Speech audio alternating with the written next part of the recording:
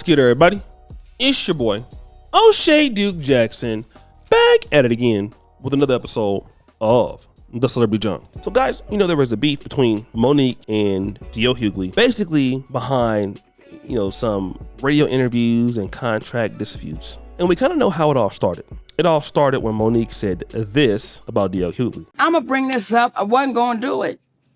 But damn it, this seat. You might want to have another flip over. This seat make you go, truth, tell it. No, tell the damn truth. God damn it, tell the truth. Because family is sacred.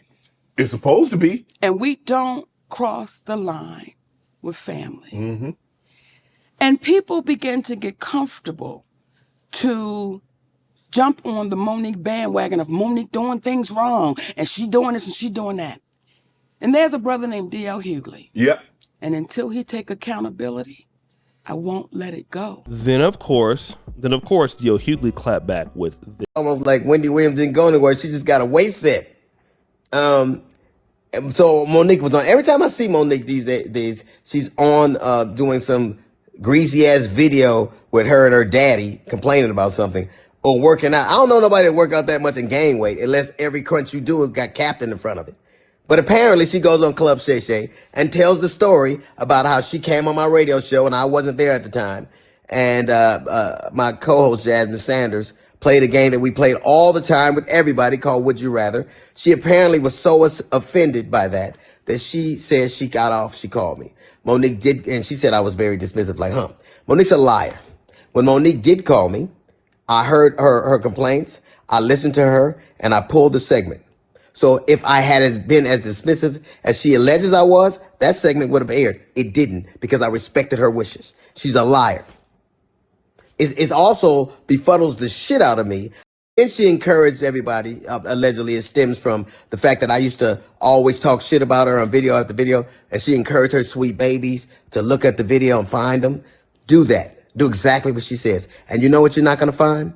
You're not going to find any evidence of that because Monique is a liar. She's lying about that. But what you will find is Monique talking shit about some alleged contract dispute we had. Look at the ticket. It says D.L. Hughley, then Monique. She knows the story. But what she did in response to that, she talked about my dog, my wife. This broad even brought out my daughter's personal trauma. My daughter was, and Monique bought the shit out and told the world that I allowed my daughter to be in front of me. The lying mother. She knows she was lying. And it only stopped when everybody from my family checked her. It's interesting. You know what else you won't see Monique doing? You won't ever see her with her family, videos with her children or grandchildren. Because nobody... How do you have sweet... Now, here's what I want to discuss. The husband, Mr. Sidney there, got involved. Sidney got involved, and I was expecting, to be honest, certain levels of pettiness, certain levels of chagrin towards him, and that is not what happened. I want to play this first clip of him responding to D.L. Hughley. Shannon Sharp. Yes. Good brother. Thank you for allowing Monique to come on the platform, be a listening ear, continue success on what it is that you're doing. Thank you for being a real one. Yeah, baby. Thank you. Thank you. We wanted to address first and foremost our brother, D.L. Hughley. And we are firm believers on what is right and what is wrong. Yes. So we got to start off by saying there was an inaccuracy as it regards Monique saying that there was a cease and desist that was given to DL to shut it down. Mm-hmm. What had taken place, to be accurate, was after Monique spoke to Brother DL on that conversation, Brother DL said, what? Well, after we spoke on that conversation, when we hung up that phone, the last thing he said was, it is what it is. And I said, DL, then we're going to have to get our attorney involved. That's the last thing me and DL Hughley said on that conversation. And after having that conversation with Monique, we went and got our attorney involved, Attorney Anderson. At the time, there were some emails that were transferred back and forth between his side and our side, and it escalated to a point when we had our attorney on the email, whereby then finally DL said that he would scratch the interview. Yes. So it was inaccurate that a cease and desist had to be given. However, that was the next step, and that's what Monique remembered, because when I discussed it with her, we said that would be the next step. But to DL's credit, at that moment, when it had escalated, that's when he decided to shut it down. However, that is a bit different from how it seemed to have been communicated, whereby on the phone, they were having a conversation and it was kumbaya. Though he never used those words, kumbaya, it did not end with her being under the impression that this was going to be resolved and shut down. So we wanted to make that clear out of love and respect for Brother DL. And despite all the commentary that he gave, with all the crunches she be doing, the captain's in the front. I do. And I do. tell him. I'm a sneak snacker, baby. And she doesn't sneak when she snacks. Okay. Hey. But nonetheless, we wanted to be clear because at the end of the day, we black folks in this world of entertainment. And there was a level of harshness in his return that seemed a little bit exaggerated for the moment. And we wanted to make it clear, and I think Monique can do it best when she speaks in reference to what she meant while talking about DL in the past. Then I want to play this second clip. This is very interesting. When you spoke in reference to your daughter being a reason why Monique stopped speaking about it, what you don't even understand, out of love for you. See, you can have a problem with your brother, but you're not going to take it out on the kids. And we respected the fact that she tried to defend you, but we got 3 big ass sons. That if we were to think about it in the same way that she thought about it, what would that be? But out of love for you. We're not going to go after your child trying to protect the father that she loves.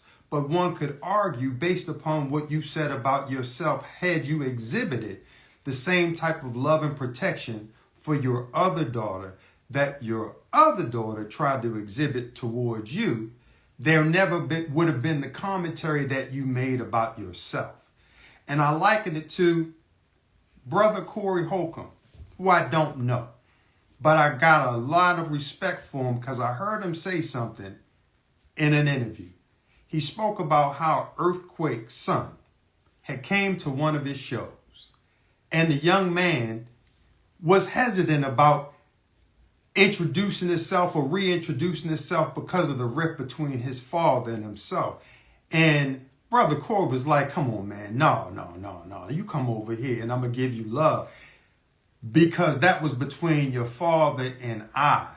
And it made him reconsider the whole thing and reach back out to an old friend. In my humble opinion, that's what real men do. We come from the old school. We not going to have no problem with your children because we love them and we love you and we want y'all to win. Not at the expense of the community, though, being demeaned in order to get followers. But from the standpoint of if we come together, we're going to win just by default. Here's the one thing that I want to discuss about this. First of all, as a black man, I can really appreciate the respect that he had as a brother in the way that he did things. That's one thing that I really admire. I admire how he did things. Okay?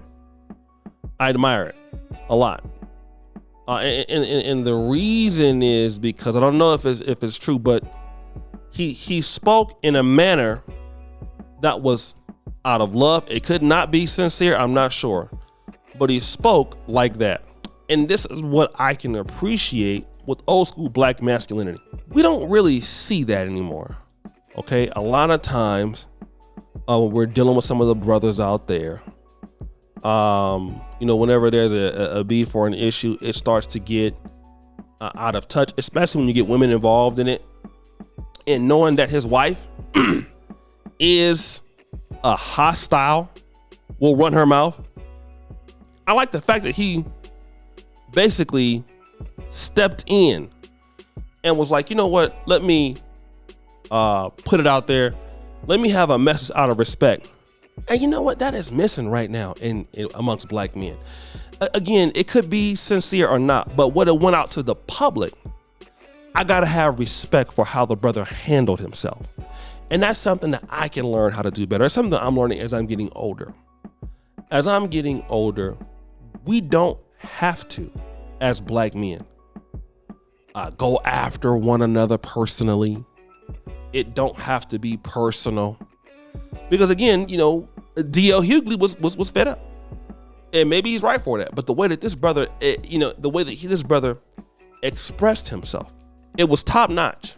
And the respect he showed him, even clearing up some things that they got wrong, taking accountability, that is something that we can learn. And because of that, this is what you can see. You can see a possible reconciliation because of how the brother handled himself.